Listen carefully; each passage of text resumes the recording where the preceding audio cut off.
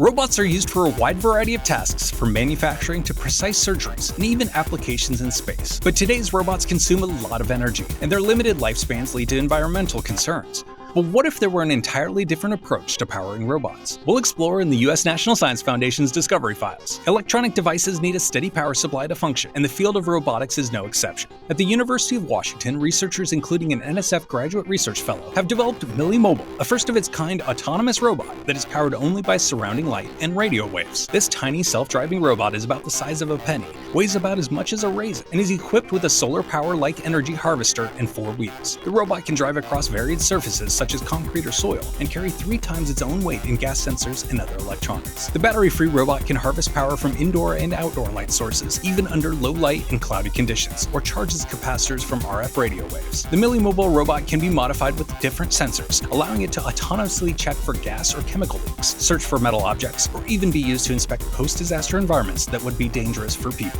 To hear more science and engineering news, including the researchers making it, subscribe to NSF's Discovery Files podcast.